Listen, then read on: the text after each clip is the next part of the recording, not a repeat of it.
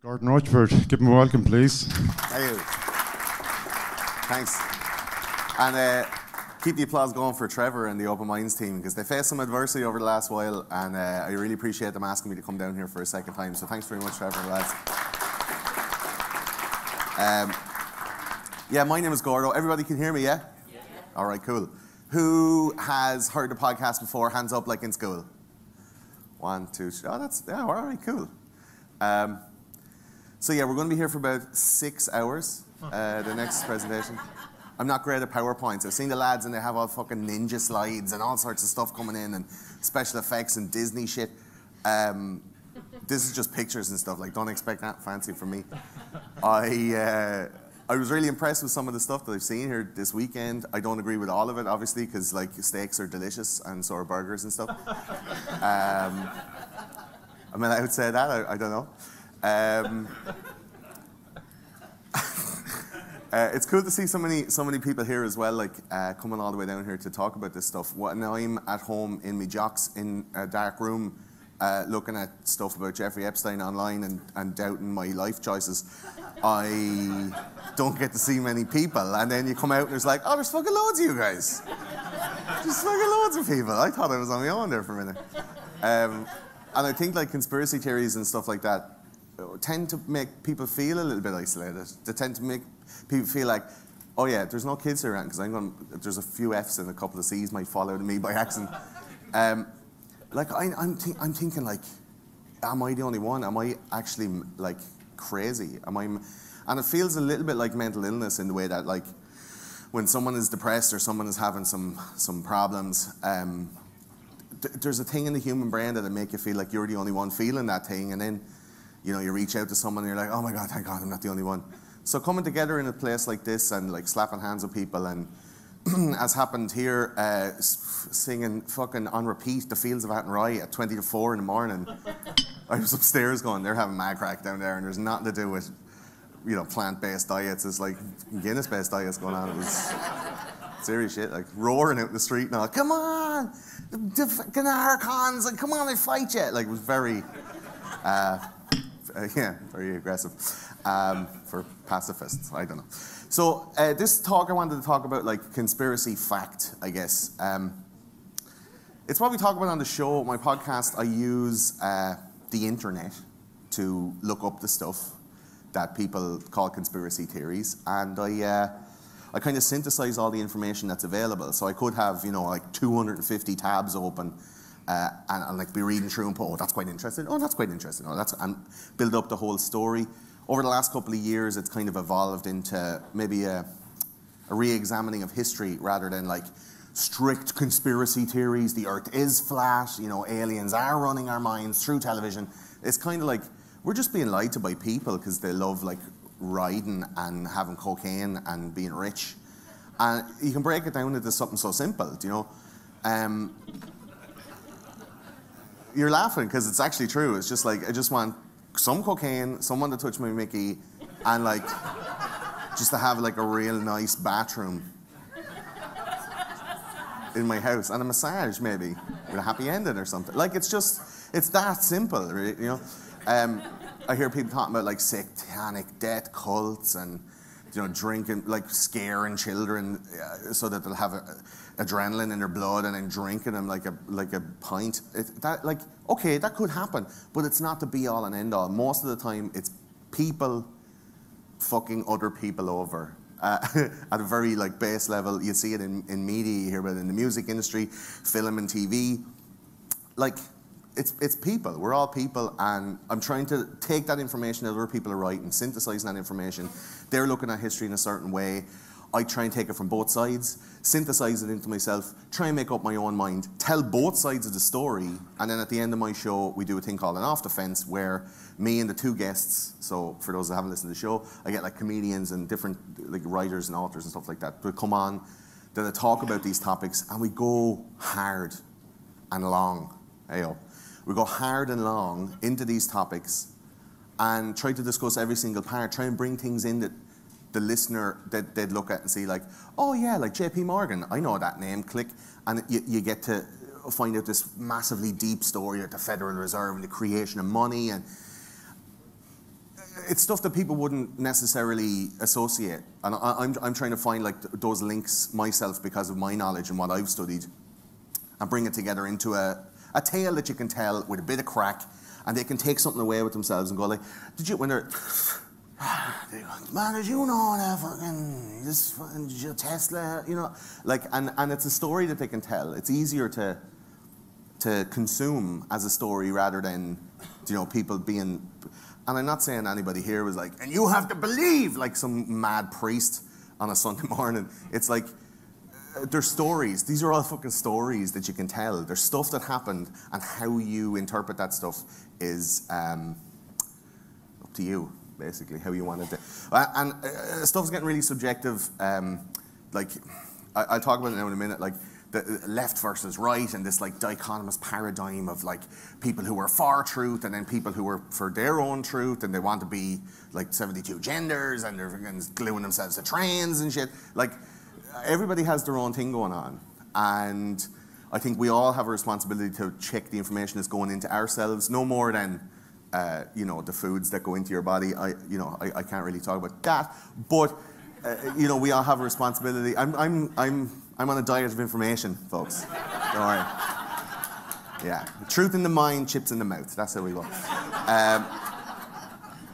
So conspiracy theories have gone like real mainstream right now. The show is very popular. It has got more popular start in 2014.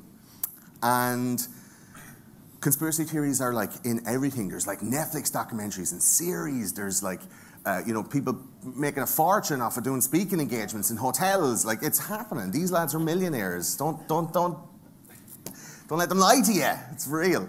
But the pushback from mainstream media into conspiracy theories going, well, fuck it, people are going to be looking at this stuff anyway. Why not jump on board, make a few bob? And there's stuff like, I don't know if you know about the Denver International Airport. We've done episodes on all of these coming up. Denver International Airport is obviously the international airport in Denver. It's one of the biggest connecting airports in the US, apart from Atlanta. And there's a conspiracy about Denver that they have a deep underground military base that's able to hold 400,000 people, right, in the event of like extinction level, you know, apocalypse scenario, right? And kind of thumbing their nose to the rest of us, they put up these fucking crazy murals by this artist called Leo Tanguma. And some of them are like, you know, a guy in a gas mask with a scimitar cutting the heads off 1,000 children all along in a row. Or like a Native American girl cradling like a headless deer, and the deer's head. Like, it's disgusting and really visceral and apocalyptic imagery. And people are going on their holidays going like, you want to see that shit when you're about to get on a plane, right? Denver also had rumors of the 9/11 planes that took off, that they stopped over in Denver, unloaded all the people, put them in the underground base, and maybe killed them, I don't know. And then they got like windowless drone planes and flew them into the towers. That's like, Denver has been really involved in like conspiracy lore. There's a big giant, you'll see there in one of the pictures. No, it's not there. Shit. There's a giant 40-foot blue space horse right outside the front door of the Denver International Airport, right? And he has a big willy and giant balls that you can see, and his anus is like bright red and has like crystals, and when you shine a light on it, it shines. Right? And at night time when you drive by it, its eyes glow red, and it's up like this, like the Lloyd's Bank thing. That's real talk. And the fella that made that, when he was chiseling out the balls are so big on the horse that the first lot fell off and hit him and killed him. That's the true fact. Do you know, this place has Masonic imagery. It has like shit in the floor, like little metal panels with like numbers and all, and people are like, what do the fucking numbers mean? There's like a tablet on the front of it that says like, the Legion of Freemasons of Denver created this airport in just in case the world ends. Oh, and you're like, this is at the check-in desk. Like, what the fuck is this? And Denver decided to push back, and they went, well, we're doing some renovations to the airport, so why not have a bit of crack with it? So they put up this stuff. Yes, Denver's got some secrets, and there's like an alien on it. And you're like, are you messing now, or is this for real? What the fuck is going on? They're like a tinfoil hat cat under construction or underground tunnels. You're like, you're taking the piss now, man. This is construction or cover up, and it has like an Illuminati eye on a builder's cap. So they're pushing back, and they're going, when people are talking about it, we might as well face into it, right? They even had, for the first few weeks of construction, they had like a little statue that looks like a gargoyle, and there was a dude in a box, and he was doing it with like a puppet, and people would walk by and he'd be like, hello, and he'd be, Jesus. And they had like cameras filming it, and they put it up on their YouTube channel. Like, these ads are taking a piss. But it's because conspiracies become so mainstream, they want to get some good press for their airport, so they're pushing back against it.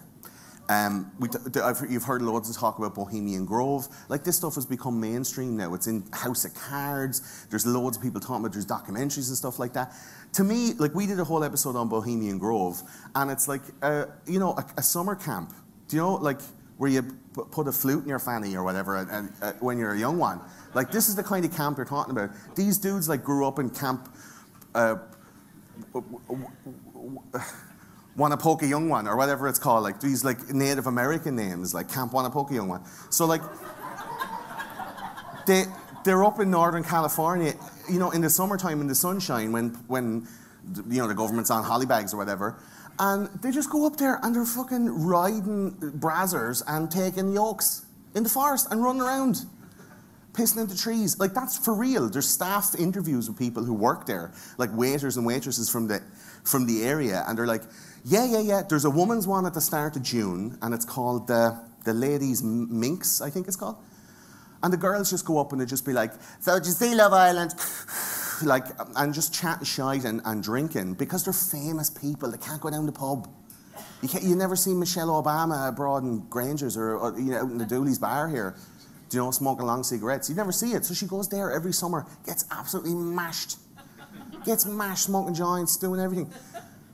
These guys are just old political, you know, old government employees and famous people who can't go to a normal bar or a normal place to have a holiday. You wouldn't see like George Clooney in Kusadasi. Like, he'd be haunted. Do you know what I mean? You never see Jake Gyllenhaal in Tenerife. His arse would be haunted. So they go up here and they do. Now, obviously, these guys are very, very powerful. They could be making side deals. They could be doing shit like, so come here, you know, them nuclear bombs. Like, that could be happening, obviously. But there's this big, like, dark cloud put over Bohemian Grove. Like, it's like, this is the satanic cabal, and they do all this. Like, it's just they want to belong, just like anybody else. Now, I'm not defending, like, satanic paedophile cults. We'll get into that in a minute. But, like, they're real people with real feelings, real needs and wants. Do you know what I mean? And I think that Bohemian Grove's, like, veil of secrecy has fallen over the last few years. In the 60s and 70s, people knew about this shit. John Ronson went there in the mid-90s and kind of like exposed a little bit of it. And then Alex Jones came along and went, I'm going to make something way more of this. The story, if anyone knows, like when John Ronson and Alex Jones were walking up to the front gates of Bohemian Grove, John Ronson was like, yeah, we're going to go in here now and have it. And Alex Jones was like, see you later, motherfucker! And he ran in, and he climbed over the fence, and he ran in, and he was hiding in the bushes and all. And the lads are like, is he with you? And John Ronson's like, no, don't know. Like, Alex Jones had a completely different experience at Bohemian Grove because he wanted to have a load of evil people, like, burning an effigy of a child in front of an owl statue. Do you know what I mean? There was other stuff as well, like the imagery and the symbolism and the god Moloch, which is like the god of child sacrifice and all this stuff. Like, yeah, sure. Of course there could be like fucking kids in the forest. That's probably a given. But the fact that people know about it now and it's so like widely available information is because conspiracy theory, they had to face up to it. Like, you can go there in the wintertime. Like, you might get caught, but you can still go in the gates, you know? It's available to be seen. It's not so secret as it was. The war on drugs is another one that has been absolutely blown wide apart. And when that started in the 70s with Richard Nixon, you know, declaring war basically on anyone who takes any kind of drugs, it was a moral battle against the people of America who were not having a great time. And when you're not having a great time, you want to use something to have a better time. So like drink, drugs, sex, whatever. Did somebody shout sex when I missed it? I was too slow saying sex. And like, drink, drugs, sex! And rock and roll. We still have Sunday night. Yeah. Last night there was nobody doing anything except roaring in the street. There was no one doing that. So the war on drugs, like Nixon put that out there and said like, okay, basically, black people are the enemy. They're the ones taking drugs. They're the ones dealing drugs. And it was a control mechanism. They wanted to, because of the civil rights movement in the 60s, Nixon was just like, I don't want them having any freedom. And he said like, anyone that deals in crack, anyone that deals in cocaine, you're going to jail. There's set prison terms and all this kind of stuff for people who are caught with this drug. But powdered cocaine, which was the favorite of white businessmen or whatever, had a much lesser sentence. So like if you're caught with crack, it's 15 years minimum. And if you're caught with a bag of cocaine, it's like if you share it with the guard that catches you, you get off. Like it's great. You go on, you do one first. Like it was absolutely a war on the black population of America. And loads of those people are still in jail. They're still suffering from the financial and like psychological effects of that. They weren't able to afford to buy houses, which means that they couldn't accumulate wealth, which means that they lost out on having a life that was similar to anybody in a different kind of racial or financial demographic. Like this was a systematic destruction of that community. And then everyone was like, oh yeah, man, Nixon is trying to fuck us up. Reagan, man, and Nancy Reagan going, just say no. You're like, bitch, you look like you say no every night. You're in need of a ride. Will you fucking relax? Like, it's she's cracking up in the front. It's like, I know. And Ronald Reagan is so judgmental, like, and it really ramped up, Article 13 of the Constitution of America says that, like, nobody should be a slave anymore unless you've become a felon, and then we can make you work for no money. So it was just a transfer from the slavery system into like a loophole indentured servitude. So there's like black people that are in jail for crack from the 90s for like 30 or 40 years that are doing like menial jobs for pennies a day. And it's like slavery, but it's like within the constitutional law, right? So guys like Freeway Ricky Ross, if anyone's ever heard of him, he was like a crack dealer in Los Angeles, and he blew the whistle and he came out and he said, yeah man, I have the CIA calling me the whole time, like they're like, oh, I have another couple of bales of coke for you if you want to come down and collect it. And then like he was distributing it to dealers all over LA, and it was like a crack bomb went off in the ghetto, Guys like Gary Webb came out and started writing articles about this, blowing this shit up. And then Gary Webb died of the worst case of suicide anyone's ever seen by shooting himself twice in the back of the head, as is the way. Like these things are real. There's real stuff going on behind this. And people are like, it's conspiracy theory. It's like there's so many facts, that like so many like tangible pieces of evidence that show that this is absolutely the case. And yet it's still put on the back burner in people's minds because it's real hard to think like people could do that to each other, or that the world runs like that. And there's a lot of kind of doom and gloom around conspiracy theories where it's like, if you don't take action now, everything is fucked. You might as well set yourself on fire. And it's not the case. You can live your life and everything would be totally fine and not do anything ever, and you'd have a totally normal life and it'd be grand. That's the truth. But it'll be the way it is now. So if you want to make any changes, or you want it to be different, or you want more freedom, or you want more control over how you feel your life should go, a lot of people settle and they just go, yeah, this is the way it is. If I start rocking the boat, like the things that I have now might go away, but you're reducing your ability to try and find something new or something else beyond that. And a lot of people like to stay there. Comfort is a motherfucker. Like, comfort put this here. Do you know what I mean? Because I'm sitting in front of the computers going like, yeah, I got to do this podcast to make money to pay the rent. And then I wasn't pushed into doing anything else. Do you know? Nikola Tesla, another man who has been mentioned a lot. This is the fucking Nikola Tesla conference going on here. This man was way beyond his time, potentially a time traveler. He invented like a wireless electricity system from what's known as the Wardenclyffe Tower. So he was kind of like, do you know these like Renaissance artists that used to get like patrons that would come and say like, paint me a picture of my wife, but just make her look good looking, will you? For fuck's sake. It's like a really long selfie. Your man is like, what do you think? Oh, delete that. It's just a bit. So Tesla was one of these guys that was like, he was like a visionary. He was coming up with shit that no one knew about, right? And this billionaire came to him and said, like, I want you to make this wireless system that you're talking about. I'll give you the money. And Tesla took the money and he made something completely different. He was like, yeah, I'll totally do that. And then he made this tower. So it was supposed to be for communications, and he ended up making it for wireless electricity. So it was supposed to be like a telephone mast, and he made it into electricity station. And what he was doing was using this to make his controlled lightning, massive amounts of electricity, and he'd shoot that lightning up into the ionosphere, and it'd bounce, and it'd hit another tower like a couple of 100 miles away. And the area in between would have like an electric field within it that was totally safe and non-toxic for people and all. I know the 5G folks are around, and you can't be talking about anything wireless. It's like fucking plug it in, but it's an assumption. It's sure. I have a wireless microphone, I have a phone and a laptop here, and I'm feeling my organs are already heating up. I can feel it. So it could be the chips. So he'd shoot this electricity onto the ionosphere, into these towers, and then he'd go along and he'd be like sticking light bulbs in the ground, and then the light bulbs would light up, and he's like, wireless, you see?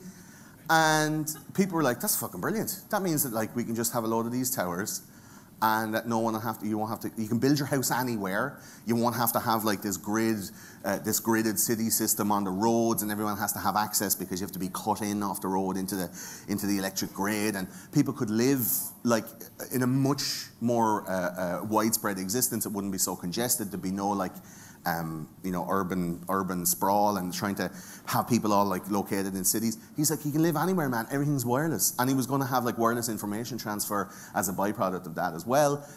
Could have changed the world. We'd be living in a totally different planet. But J.P. Morgan and Thomas Edison came along and went, nah, fuck that guy. No way. J.P. Morgan had just cornered the market in copper. And we have an episode on all of these guys separately. So there was the Knickerbocker scandal, where he basically went in and fooled all the boys in Wall Street, and he ended up cornering the market in copper. He was the biggest copper merchant in the world at the time. And Thomas Edison came along and said, well, I have this direct current system, and if you partner with me, we'll be able to put pipes all over America with copper wire and transferring electricity to every single home. And JP Morgan is like, sounds like money to me. So he scuppered Nikola Tesla's project, basically made his work inert, like went, no, you're fucking finished, man, go away. And Nikola Tesla really didn't do anything after that. He had some stuff to do with like developing weapons secretly for the American army during World War II. But this project was 100% on the books, scuppered by JP Morgan and Thomas Edison. Thomas Edison even went so far as to like character assassinate Nikola Tesla and his alternating current system by putting an elephant in a public park and electrocuting it to death in front of everybody. And there's a video you can watch online, and the elephant is just like, huh? Ooh! Like, and he starts smoking and all, he's like, it falls over. And Thomas Edison's like, see? Alternating current is the devil. How about my one? And that's why America has the system that it has, and the voltage and all the different like plugs and all that whole system is because of Edison and JP Morgan ruining Tesla.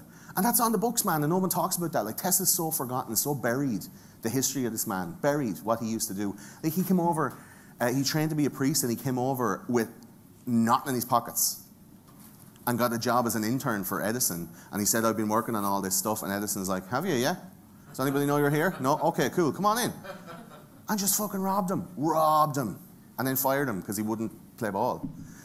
And it's so documented, it's so evident, and yet nobody really knows the story of Nikola Tesla. Like, it's conspiracy fact. It's a thing that people think, oh no, they couldn't have done that to him. Totally did that shit. Robbed him. Operation Paperclip. Y'all know about that?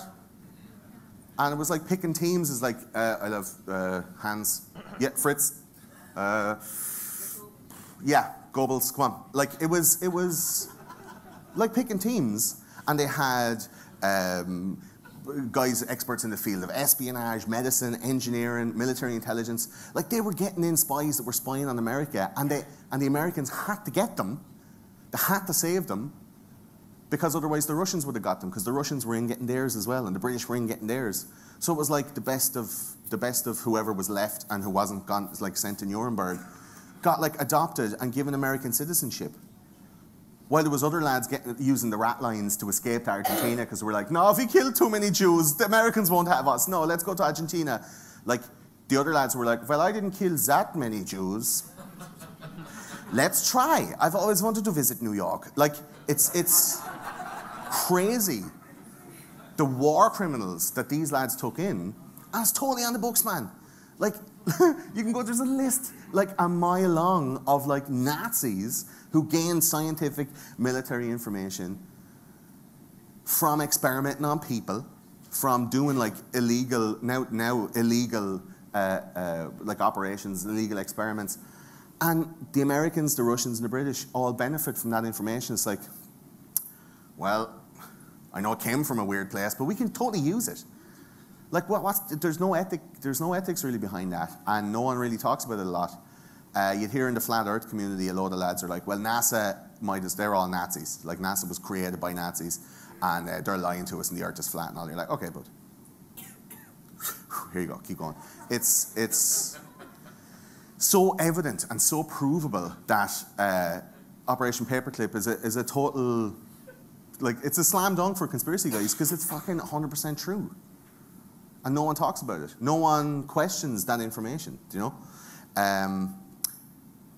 There's a weird thing that I found when I was researching for, because there's an episode on this as well. A thing called Project 63, where in 1949, 1950, they fired almost all of the American rocket scientists that were working on like missiles and rocket propulsion. Fired all of them, made them all redundant, and then replaced them all with German scientists. Like, that's, how bad is that? That Americans will fire other Americans and take in Nazis that hadn't even cooled down out of the oven yet. Oh, that's probably a bad turn phrase. They were freshly baked Nazis, like just out of Germany with like a bedroll and a suitcase, like, I hear the streets are paved with gold. Straight out of Nuremberg. And they fired a bunch of Americans in favor of them. Like, how unethical is that? And it's on the books. On the fucking books. This lad, do you know him? Cardinal Pell. 100% provable conspiracy. Kitty Fiddler. Big time. In the 90s. He was fucking everybody. Anybody. Do you know what I mean? And he was indicted. He was charged, and in the Vatican, just protected him. Just like, how about not go to Australia anymore, George? Just don't go, because like, they're gonna fucking put you in jail. And he's like, I'll just stay in the Vatican, because they can't go near me. And he stayed in the Vatican for like 8 years after being charged. Until finally, in 2018, they said, okay, too many people know that you have sex with kids, George. You're making us look bad, if that's possible. We're gonna have to give him something. And he's like, all right, I'll go back to Australia. Went back. He only got 8 years. He only got 8 years in prison. And he'd probably die in prison because he's old now. But he got 8 years after being charged of fluting around in the Vatican. Do you know? Like, nobody arrested him. Nobody went in after him because it's like a sovereign state or whatever. No, like, you couldn't extradite him. He was just like, yeah, what are you gonna do? Like, standing in the walls in the middle of Rome behind the doors going, like, what? How is that allowed to happen? And then, even after he was sent back to Australia, went through the court process, was convicted and put in jail, even after all of that, the Vatican and the Australian authorities put a suppression order on reporting about it. So it happened, Everyone was like, what happened to that Cardinal Pell guy? Wasn't he like filling kids?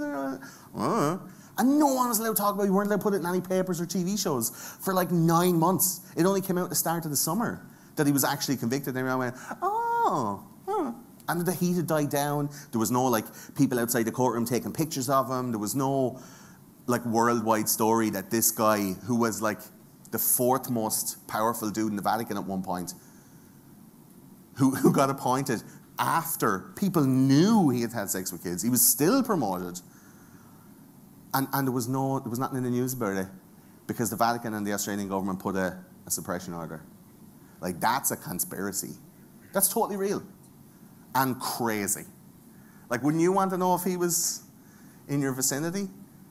And that's not to mention, like, the amount of, you know, all the spotlight stuff and moving lads around all over America, sure, stuff in Ireland and in Wexford even, you know, Father Fortune, all that stuff. Like, endless amount of totally provable, totally factual and actual abuses that happened. And nobody is paying the price. There's nobody, like, I feel everyone's kind of getting, yeah, we know. Stop fucking talking about it. Nobody's paying the price. There's nobody, like, going to jail. They're not taking down the big boys. Totally happened. This motherfucker. Totally happened. But only after he died in 2011 did the first people come forward. And it ended up launching Operation U-Tree, which started going like ex-prime ministers, high-ranking politicians in the UK. They found out about the Elm Guest House. Have you heard about that? Yeah. Elm Guest House. What the That's like the Hotel California of paedophilia, do you know? You can check in anytime you like, but you can never leave. And Jimmy Savile turning up like, you know, an ice cream van with kids in the back of it. Now then, you want a brown hair or a blonde hair? Which one? Pick. You have sprinkles. Like, fucked up, man. Fucked up. And people allowed it to happen. And people were talking about it in the BBC, and those people got fired. People were talking about it in the press, and those people got sued.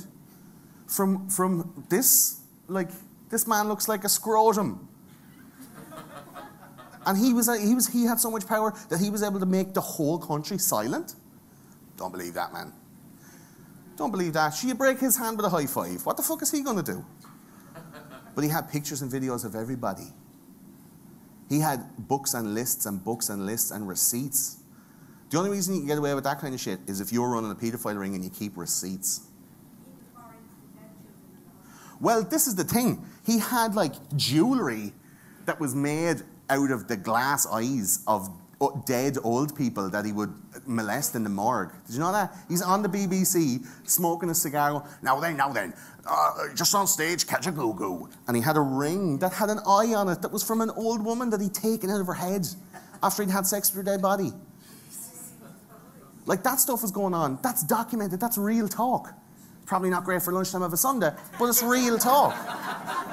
Being at the carvery now, it's like, I don't want the roast beef, you're grand. Oof. But it's fucking real, like. And nobody talks about it anymore. 2011, it's not that long ago. We did an episode on him. What's crazy about him is, he had a camper van, right? That he used to park up outside of these places. So he'd be at the, the something Fort School for Girls. Oh, I can't remember the name now. But it was a school for wayward girls. It was like a kind of an Englishy Magdalene Laundry type thing. And he'd roll up in his camper van, and he'd go in at night time, and he had a deal with the principal of the school, who was a woman, where he's like, I'm funding this school, I'm paying for all of this shit, so you just like leave the door on the latch and turn a blind eye. And he just like padding through the halls. Now then, who's coming with me tonight to the camper van? And he'd pick people out and bring them outside. Bring them for a ride in his Rolls Royce, and they'd have to do stuff to him. And there's like witnesses, women still alive that are like, and he did this, and he did this, and he did this. Nothing happened. Loads of people facilitated it, nothing happened. He had an apartment in a hospital for terminally ill children. They built him as he was so good. I know it's terrible. He was so good at raising money for charity. that he paid for a whole hospital in Leeds. And as part of the deal of him raising the money for the hospital, he commanded the people to build him an apartment on the grounds of the hospital so that he wouldn't have to sleep in the camper van. So he had an apartment, and he had the keys to the whole hospital. He could go wherever he liked, all the time. It was the same in the prison. They built him an apartment in a prison that was specifically for prisoners that have severe mental health issues. So when they're like, I had a dream that a weird old white-haired wizard stuck his finger up my bum. It's like, ah, yeah, whatever, Tony. Like, that shit was happening. He had an apartment. So he just, like, he has the keys to a prison to go in and finger people and do stuff to them. Like, he had the keys. They gave him the keys and a place to live. That's where he stayed. Like, that's how deep that system went. And everyone knew that shit. And anyone that said that and was finished. And then in 2011, this information came out, and then nothing was done about it. There's still like an empty apartment in something Hurst. What's the name of the prison? In Parkhurst Prison. There's still an apartment there that like nobody's gone into, like Mary Celeste, you know, of Jimmy Savile. When he had on it, you know, he has like old socks and a stubbed out cigar still in the ashtray, and no one's gone into it, but it's still there. 11 New Year's Eves with Maggie Thatcher. Well, I mean, that's part of the penance for being a paedophile, I guess, right? Something. But like, he was the child catcher from Chitty Chitty Bang Bang. Like, he was showing up like, and he opens his jacket and there's a load of watches or whatever. Like, but he was just doing it, and it was like pictures of kids. He's like, have a pick. Going into these places, just hundreds of witnesses of people who were in like homes for wayward youth that were like, he showed up and he had 2 lads with him. Do you know? Totally real. This motherfucker. This is the most recent. He's the American Jimmy Savile. And he died by the worst case of suicide I've ever seen. He killed himself in August. He was arrested in June. He was already arrested for sexual crimes 7 years ago, and he spent 4 years under house arrest, right? But he was under house arrest, like, it was like a really severe crime, but he's just like, can I just live in my house then? And they're like, yeah. No bother. Just like, don't go doing that, doing up your old shenanigans again. He's like, I promise. That woman that he's hugging is Ghislaine Maxwell, who's still at large. She was his madam. She was his procurer. She's in Brazil. She could be anywhere. Wherever the Nazis would go, that's where she'd go. But she wasn't in Brazil the whole time. She was in a fucking In-N-Out burger in like Chicago about 3 weeks after he killed himself, reading a book that was like a CIA manual for spies. That's like a public book, but you can read. It's about like CIA handlers and all this stuff. And like a fellow went in and photographed her, and she was like this, about to eat a burger with this book, just going like, this is the crack. Like, they're CIA assets. There's also a rumor that he works for Mossad. Like, this shit goes deep. This is the closest thing. This is like the little yellow head on the deep boil on the back of American society. It's like a tiny little. I could have used iceberg for that metaphor, but I decided to go for pimple because it was suitably disgusting. Like, this is the deepest shit. And entirely real, entirely like documented. These people are like, he did that shit. Prince Andrew was allegedly involved in all of this stuff. There's pictures of, huh? Yeah, but you have to say allegedly because you don't want Trevor to get sued, right? That's Andy there, poking his face out through the apartment of Jeffrey Epstein in New York. And if you watch that whole video, that's a still from the video. That whole video is Jeffrey Epstein with a girl who, of questionable consensual age, is getting out of a Range Rover and going into that apartment. And then this woman is coming out after the girl comes in, and Jeffrey Epstein is wearing like a fur coat, and he's like, you okay, Andy? Okay? Yeah? Good? Good? Okay. And then this woman here and Epstein drive away, and he leaves Prince Andrew in his New York apartment with a girl who's of questionable consensual age. Like, that's a video that you can see with your eyes. Nobody's done nothing about it. There we see Ghislaine Maxwell and Andrew and the girl that's accusing him of underage sexual assault. Like, that shit is fucking totally, like, hello. Do you know? And nothing's been done about it. Nothing's been done about it. There was, lads went to Epstein's Island in the Caribbean, and there was people like that were feet on the ground. They managed to get a guy who owns a boat to drop them off, and they ran around with a few cameras and tried to film a few bits and pieces. But this is what they allege the temple on the top of the hill on Epstein's Island is supposed to be. It's like an elevator down into like an underground kind of tunnel system. Obviously the lads couldn't find nothing about that, and the FBI had been in since over the last like the first few weeks of September to go out and clean the place out. Like, Epstein has shit on everybody. What's public should already be enough to start like indicting people, to start arresting people. He ran a kind of a courier plane service to and from the island. They set off from Florida and they'd land on the island. And it was called the Lolita Express. Right? And they'd fly out, like, women and men out to this island to just hang out, chill out. And there's people on the list like Bill Clinton, Prince Andrew, do you know, Steven Spielberg. Say that out loud now so I can hear you. An ABC video that got released onto the internet the other day. Maxine could share it yesterday. That one there. Boop, yeah. Going to talk about that now. So this, way ahead of me, boss. This island had everything, and the FBI came in and swept it out. There was a lad flying around a drone looking at this stuff, and the temple has changed in its construction. That there's a door painted on now, and whatever was there is now gone. Yes, sir, you have your hand up? You have to be louder, man, I can't hear you. Yeah. Yes, wearechanged.org, yeah.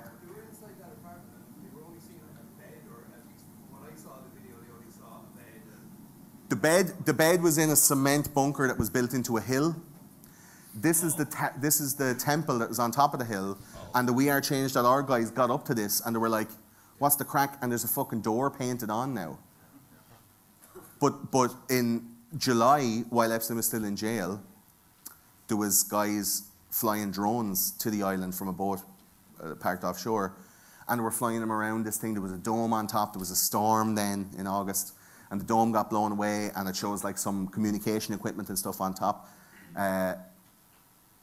If it's not a tunnel to an underground layer, it's still fucking weird as shit, right? Yes, sir. I don't. You guys are blowing my load here. Relax. Jesus. They're like, quick, give it to me. No kissing. Just get straight to it. Like, fucking hell. This is a bit of a smooch and a drop of the hand. Like, chill out, man. They're hungry for Epstein stuff. They were like, yeah, Tesla. Well, tell us about Epstein. Give us that shit. So this guy is Nikola Tesla. He's a big boy, isn't he? This is the guy, the type of guy that, like, I have nightmares about in case you go to prison. Like, this is the motherfucker that you go into prison and he's like,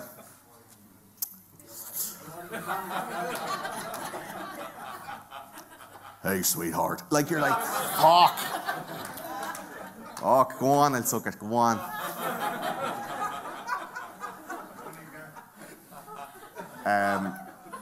This is Nicholas Tartaglione, who was Jeffrey Epstein's cellmate in the high security New York prison. No? Or you're saying no, it's not, or no, like you're incredulous. Yeah, I'm incredulous as well. I mean, shit. If anyone was going to choke a motherfucker, it's him. Right? This guy was in jail for the suspected deaths of 4 drug dealers as part of like a corrupt police cocaine conspiracy, right? He's in jail. He's not long in jail. He was working undercover, loads of experience working undercover. He's in jail next to Epstein. And then all of a sudden, Jeffrey Epstein, in a small room, smaller than the area of the stage here, decides, "I'm going to hang myself. I can't handle it anymore, I'm going to kill myself." And people around the prison could hear him screaming. The first time he tried to kill himself, he unsuccessfully, tried to commit suicide or tried to die by suicide. And that man was in the room with him. And apparently this guy saved him from hanging himself with paper bed sheets while on suicide watch. So a cop who's built like that, in a room not bigger than the stage with Jeffrey Epstein,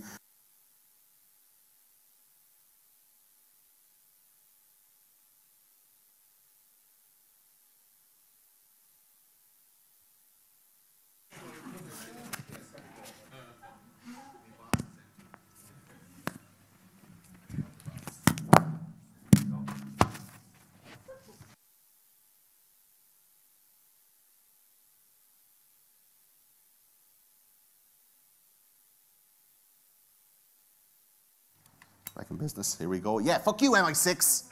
All right. So this guy's in the jail cell with Epstein, hanging out, playing cards. And then Epstein's like, I'm fed up playing cards. I'm going to kill myself. This fucking motherfucker saves him. But not only that, that was in July. Not only that, but 2 hours before Epstein successfully committed suicide, I have to stop saying committed suicide, shit. Died by suicide, right?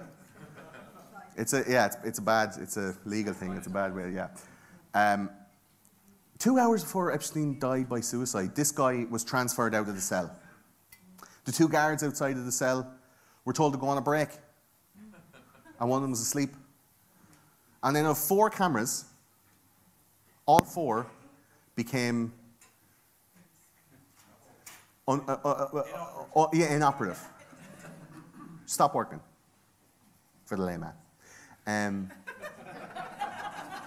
then Epstein died by hanging himself with paper sheets. He had paper sheets. Because they wouldn't give him like cloth sheets because it's too easy to kill yourself if you're like the head of an international paedophile ring or whatever. Like, he was taken off a suicide watch the day before. His man was transferred out 2 hours before. The guards were told to go have a sandwich. And the fucking cameras were turned off. And then he died. And then there's no footage. And then they got his body, and real quick, tidied it all up. And there's a conspiracy, now it's unproven, we've gone past conspiracy fact right now, but there's a conspiracy that the dead body of Epstein is not really the dead body of Epstein at all. And you see here, the fire department were the ones to take him out. You see his earlobe shape and all this stuff. This is Epstein alive, like put sideways, and this is the ear of the dead dude. So like your ear is like your fingerprint. That's why the Polish lads sit like that on their driver's licenses. Seriously, because it's like an identifying mark, because they kind of all look the same. I don't know. And what? To Irish people, the Polish people look the same. Just like generic Catholic. So Epstein is supposed to have died and been shipped off, and he could be still alive, sir, who asked in the back. I mean, if there ever was a motherfucker who was going to fake his death and get away with it, with like a network of billionaire friends, probably it would be, like, I'd like to think that like Michael Jackson is still alive somewhere as well, but like, probably not. This motherfucker absolutely could be. The report from the coroner, the New York medical examiner, Barbara Sampson, she conducted this examination on the body, and there was a break in the hyoid bone in the neck, which is very, very, very, very unlikely to have been caused by any type of asphyxiation by hanging or by any kind of cloth or rope material around the neck. It's more common from strangulation, from the 2 thumbs pushing in at the top of the neck. Broken bone, like choked to death by fucking muscle dude, by Mr. Sheen here. Do you know? Shines umpteen paedophiles clean. Like, it's bananas that this is allowed to be told as news, and now nobody talks about it anymore. Last week, this woman, Amy Robach, was an ABC reporter, and in a hot mic situation, so in between reports, they were showing like some VT, and the camera was still running and the mic was still running, and she went off on this like 4-minute diatribe about like, Jesus, I'm absolutely raging. I had all of this stuff 3 years ago. I had my witnesses down. I totally, like, I had this story and they wouldn't let me break it. ABC told her to kill the story 3 years ago. And the head of ABC, who now works for Disney, possibly on the list allegedly on the list for Epstein's Lolita Express. Also, dozens of Disney executives have now been indicted on paedophile charges. 7 have been convicted in the last 2 weeks. High-ranking Disney employees. Like, that shit, that's not like, and this is buried. Nobody, like, only the conspiracy community are talking about that. It's not in real talk. Yes, madam. Just to let you know, there's a guy called Sean Ashwood who actually does daily videos. Thank you. Fantastic. A guy called Sean Ashwood in the UK does daily videos on Epstein. He has interviewed John Mark Dougan, who was a cop in Palm Beach. Yeah. And the guy who was heading up that investigation, I can't think of his name at the moment, but he gave this cop all the tapes. Yeah. And John Mark Dougan has them in Russia. He had to go to Russia. There's loads of stuff about to drop on this. Yeah. But whatever, thanks very much. But what's been dropped on it so far is being ignored by the mainstream media. Like, the facts that are out there at the moment are being willfully ignored. There's so much more to come. Like Pizzagate and Pedogate and all this kind of crack. Like, that shit runs deep. It runs deep, but you're not allowed to talk about it. What is happening is that the meme lords are taking this shit over. They're trying to get people to know about this thing using, like, subversive social media methods. So you'll see here, these Christmas socks are arranged to say Epstein didn't kill himself. This is your Christmas #1 album. Now, that's what I call Jeffrey Epstein didn't kill himself. And then, of course, everybody's breakfast favorite, I can't believe Epstein killed himself. So this is the thing, this is what people are doing to keep this story alive, and it seems to be working. Like, people are on it. Now, okay, because I've only got 5 minutes left, I want to talk a little bit. Yeah. Okay, so, like, I'm gonna I flick through these. So, like, Punch a Nazi, I was going to talk about, like, you know, the reclassification of what a Nazi is, and if you start talking about this shit, it's giving people on the left the blank check and willful abandon to physically assault you or milkshake you or, you know, falsely accuse you of crimes and slander your name, and then when served with court papers continue to do so and protest outside of conferences, shit like that. This is and with the passion of somebody who is being paid to do so. I think it's just like, you know, how can you be so so opposed to so many vast and wide-ranging topics? So Greta.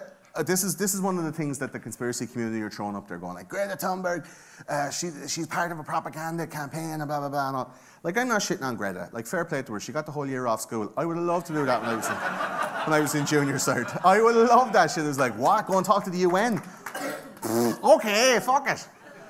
Have any of you seen Thundercats, lads? It's deadly. Like, it's, you know, like, practically it is admirable what she's doing. Like, she's doing a lot of hard work. Now, the shit that she's talking is obviously a load of bullshit, but, like, fair play to her for doing it. I think that her parents are Antifa, they're trained actors. There's a whole familial line in the Thunbergs of, like, global warming and greenhouse gases and, you know, scientific discoveries back in the day. But, like, the fact that the tools being used now of propaganda, where you can't question children. It's being used as a shield. Her autism is being used as a shield of criticism. If she's not able to answer a question, it's because she's selective mute. If she's not able to, you know, properly understand what she's talking about, or she makes a mistake, it's because of, like, cognitive, you know, difficulties. And it's a real, like, I know it's like, you know, it's terrible. If you have autism, it's probably not great crack, do you know? But, like, why she particularly being used? Why are children being used as a shield by the same people that apparently are fucking bringing them to islands and riding them up the arse. Like, it's the same political people that are doing this thing. Like, you use them for a talking point, or you use them for a, do you know? Yeah, like, I mean, is it obviously it is different, but is it any different? Like, there's a certain element of, and I don't like this, I did an episode, I think maybe 18 months ago, about cultural Marxism and the rise of the left and the march through the colleges, march through the universities, and the takeover of young people's minds with this rabid liberal politic, you know. I think everybody here would class themselves as probably a classic liberal. You know, you wouldn't definitely not be like right wing or anything. But we're all being painted with a brush now of alt-right. Like, you want to see my fucking iTunes reviews, man? They're all like, "You fucking Nazi!" Like, alt-right and all that stuff. And I'm like, dude, I voted yes. Like, I'm all for legalizing weed. Like, who the fuck are you talking about? Do you know what I mean? Like, what's going on here? It's because you don't agree on these certain set talking points. If you don't conform, you are the enemy. And it's a real weird shift, man. It's a real weird, like, polarity shift from 10 years ago when it was Occupy, and a load of people who were like, fuck this. And everybody was pointed the same direction, both right and left, towards, you know, billionaires, bankers, and general ne'er-do-wells. Everyone was pointed that way, going, no, I'm not having this, man, you're fucking up life. And now, this Generation Z, and the people who are now out protesting, out doing like this kind of out crack, they were like 10, do you know? They have a trauma. Like, they went from having, you know, like 2 holidays a year and anything they want off Santa for Christmas to, like, you get what you're fucking given. And they're like, I don't want to live in a 2-bedroom house. Why don't we live in Dalkey anymore? Like, it doesn't, it was a trauma to them, and they don't want that shit. But they're being told, if you do this, you will receive this. And they're like the promise of a better life and the promise of, you know, prosperity and all the things that the generations before had. It's a real fucking, like, youngest child syndrome. Like, 3? Trevor, is that okay? 3 more? Okay. So it's a real youngest child syndrome. Like, he got it, and I want it as well. And you're like, look it. You can go on the plane with Jeffrey the next time, okay? Stop. I want to go on a plane. So, like, Extinction Rebellion is a really good example of this, like, willful ignorance towards actual facts. And they're gluing themselves to electric trains. I don't often make this noise. It was a school noise we learned in school, and it was totally deserved whenever it was given out. But that's the fucking noise I make when someone who's protesting the environment glues themselves to an electric train. Like, that is, oh my God. So, like, there's a populist movement on the left where they're like, if we just do it together, lads, what are we doing? I don't know, but we're doing it together. Like, it's bananas, right? And it's very easily picked apart. And because it's very easily picked apart, they have to have a mechanism of censorship, of delaying the message, of mainstream support, and alternative dissolution. They have to stop people questioning their motives, questioning their tactics, and questioning, like, their core beliefs.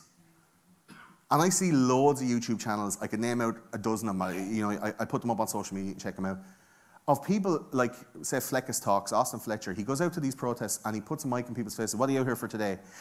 Climate. I'm out for the climate, for the children, for the forests, for the ducks, everything. And he's like, yeah, what's going on? What's going on with the ducks? What's going on with the forests? And like, the world is burning. Yeah, do you know where? In the hot parts. Like, it's...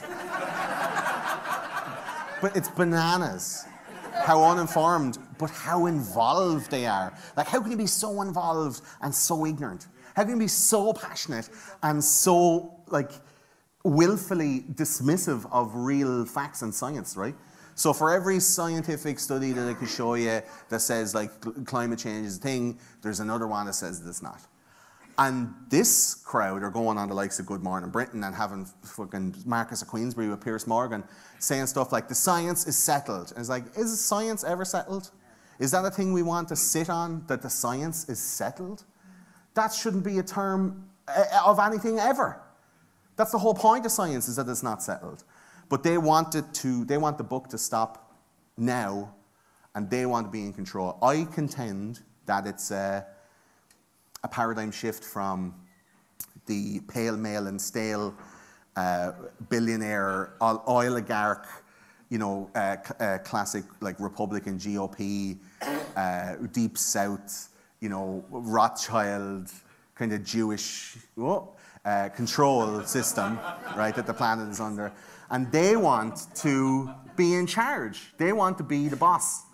And they're the people who are invested in like wind farms and solar energy and electric cars and talking about like getting into politics, like using climate change as a fear mechanism to crowbar themselves into politics so that they can then make legislation, not to save the world or be any better or do anything like, not like I'm going to get into politics, but I'm not going to make any money.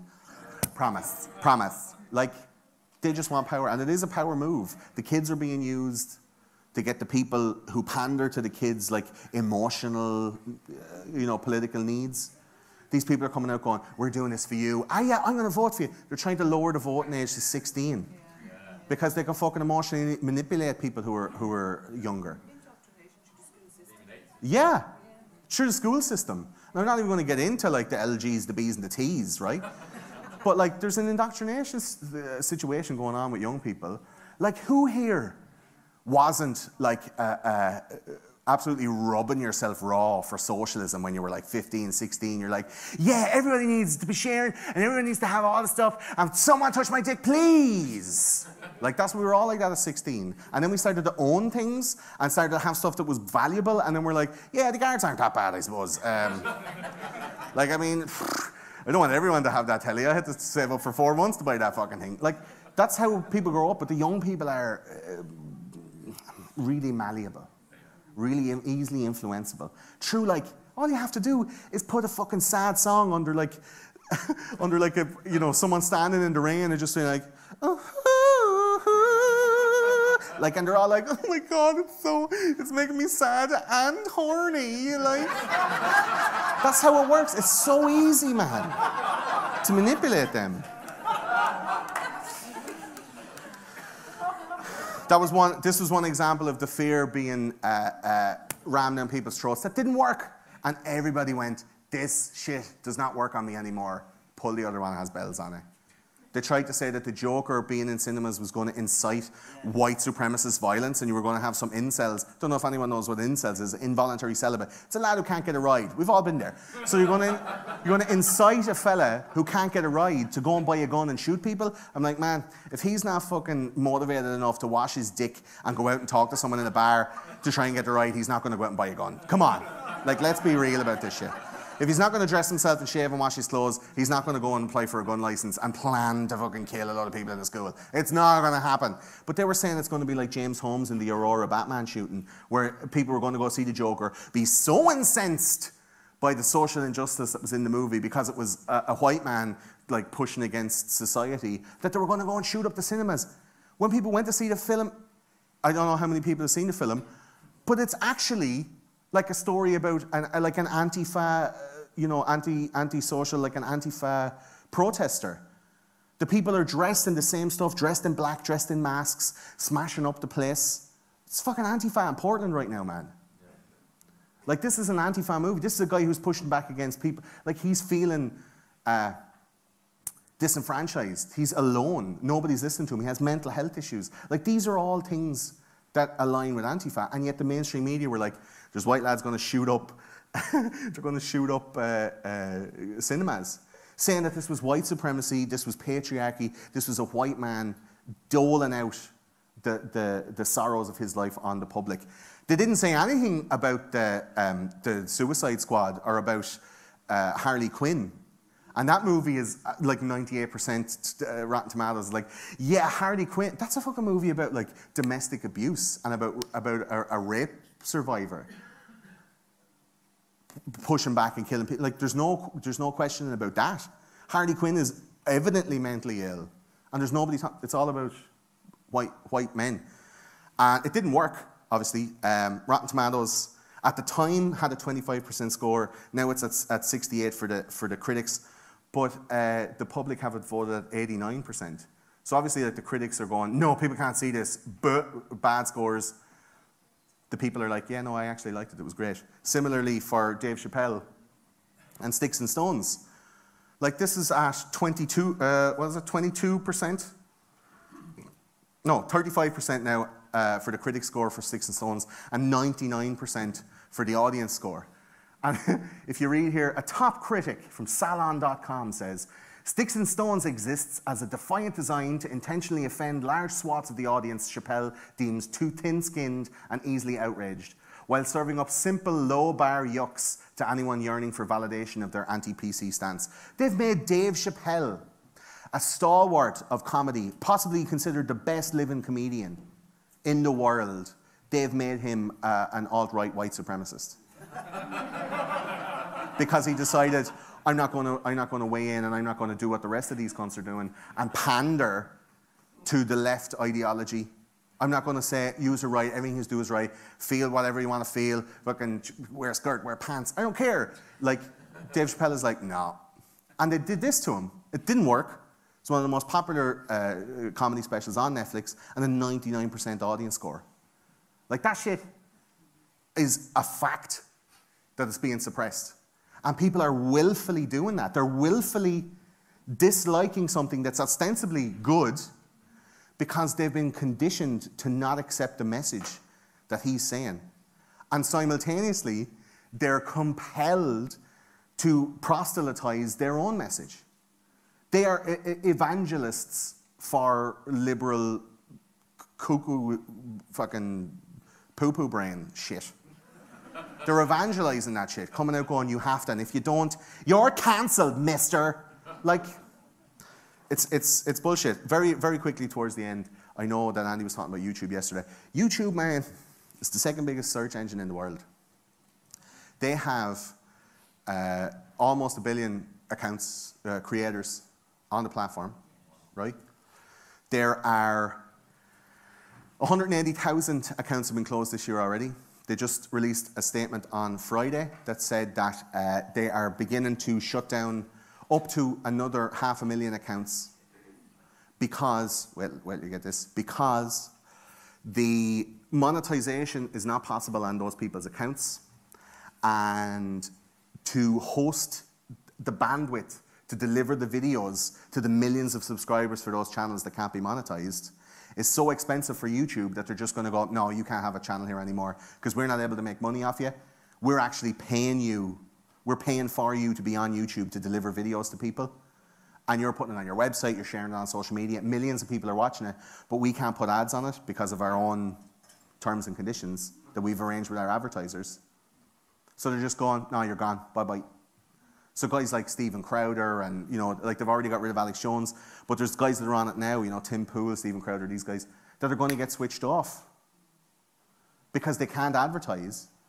YouTube can't make money off them. They're also like undesirables.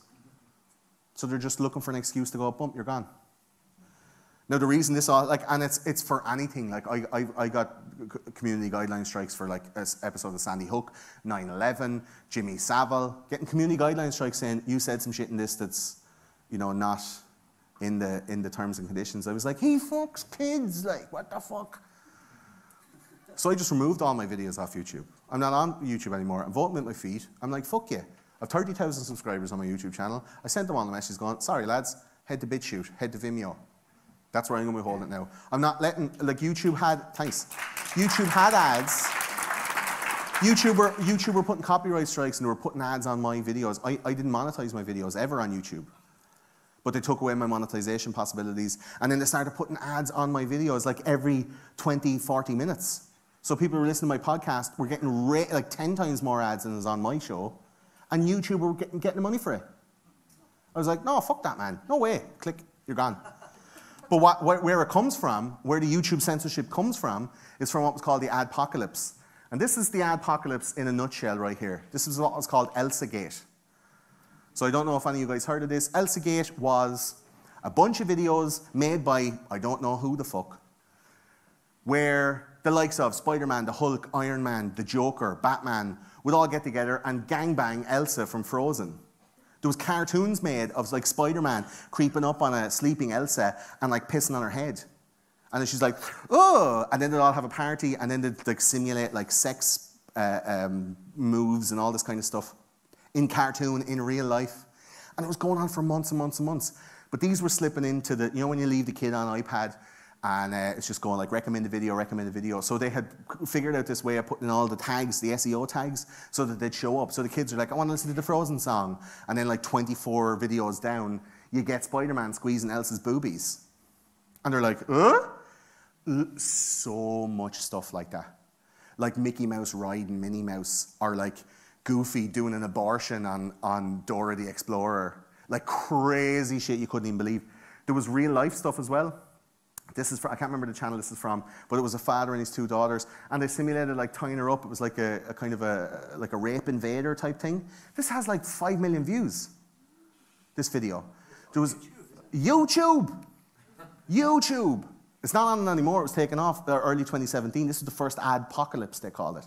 And it was a way to demonetize anybody that had this kind of questionable content, right?